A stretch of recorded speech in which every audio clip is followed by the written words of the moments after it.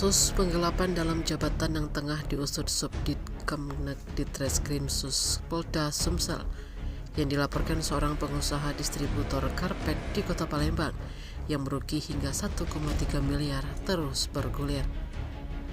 Hal ini terungkap setelah kuasa hukum dari pengusaha bernama Wanda Osnawi 44 tahun, warga Jalan M. Isa, Kelurahan Duku, Ilir Timur 2 Palembang, datang ke gedung Ditreskrim Polda Sumsel guna menanyakan perkembangan kasus yang dilaporkan sejak sebulan lalu.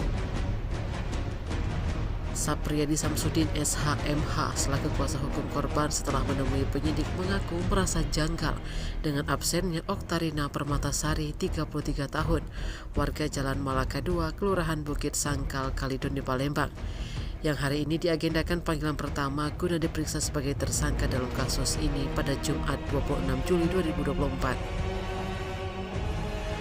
Sapri menduga ada upaya menghalangi proses penyidikan yang terjadi dalam kasus yang tengah ditanganinya ini. Oleh sebab itu, ia meminta penyidik dapat meng-cross-check keabsahan surat keterangan sakit yang dikeluarkan bidan berinisial RW yang beralamat di Kelurahan Kalidoni tersebut. Sapriyadi Samsudin menjelaskan perjalanan kasus ini bermula di tahun 2023 pertengahan bulan Februari, di mana kliennya pemilik usaha PD Terang Dunia yang beralamat di Talang Keramat, Talang Kelapa Banyu Asin, curiga dengan laporan keuangan yang dikelola oleh tersangka Oktarina Permatasari. Tak puas dengan hanya sebatas pengakuan dari karyawan, Wisnadi kala itu mengaku audit internal keuangan dan mengejutkannya ternyata uang perusahaan yang hilang justru sebanyak 1,3 miliar. Dari audit ini terungkap pula modus yang digunakan oleh Oktarina selama setahun belakangan dari tahun 2022 hingga 2023. Diduga setiap kali ada setoran uang yang masuk ke perusahaan baik cash maupun transfer tidak dilaporkan ke perusahaan menyeluruh, namun ada sejumlah uang yang diambil untuk tersangka. Untuk diketahui, Oktarina Permatasari bekerja di tempat usaha milik korban Wanda Osnawi sejak awal 2020 di bagian admin dan sekaligus marketing perusahaan yang bergerak di bidang distributor karpet di Kota Palembang. Sapri mengatakan setelah dilakukan investigasi diduga hasil kejahatannya digunakan untuk membuat usaha, salah satunya usaha laundry.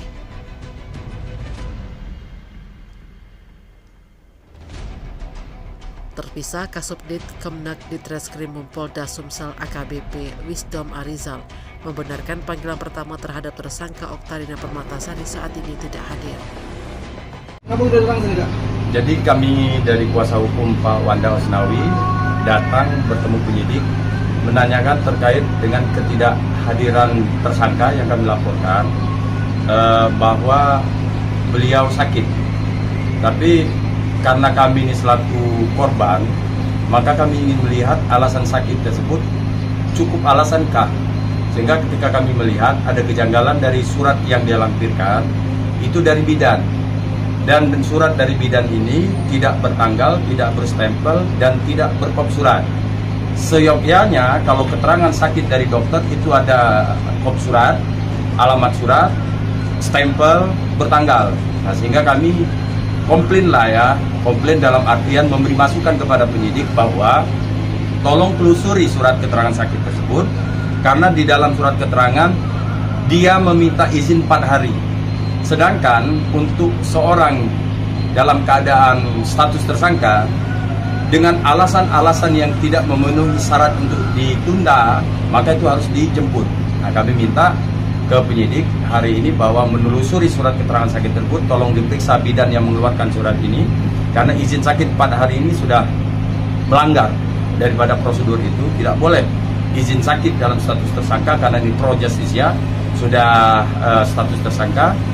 Ada upaya jemput paksa, dan kalau terjadi di sini rekayasa dan surat palsu, maka termasuk kategori menghalang-halangi penyidikan. Siapapun yang mencoba menghalang-halangi penyidikan dapat dijerat pidana dengan ancaman pidana penjara. Oleh karena itu, kami berharap tersangka ini datang kooperatif. Penyidik juga dapat memeriksa, menjemput dia kalau memang di sini ada rekayasa atau mencoba menghalang-halangi penyidikan.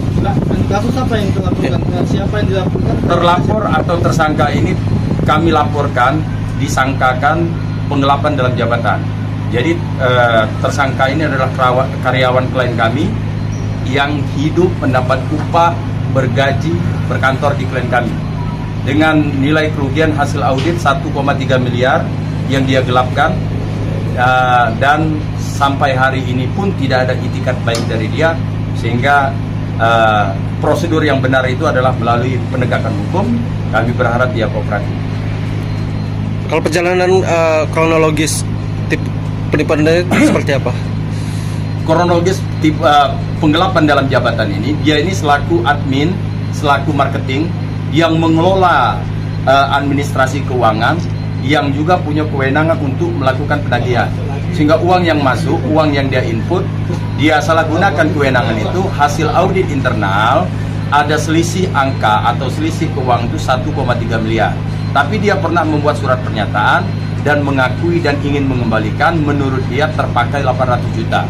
Yang kami permasalahkan bukan 800 atau 1,3-nya, tapi fakta hukum yang tidak perlu diuji lagi. Dia mengakui dia menggelapkan uang perusahaan. Terlapor ini statusnya sekarang sebagai apa? Tersangka, Pak. Tersangka. Ya. Jadi nanti setelah panggilan pertama ini sakit, dia akan dipanggil kedua. Bukan panggilannya yang kami masalahkan, Pak, tapi alasan ketidakhadiran menggunakan surat sakit dari bidan izin 4 hari itu ada dugaan menghalang-halangi penyidikan.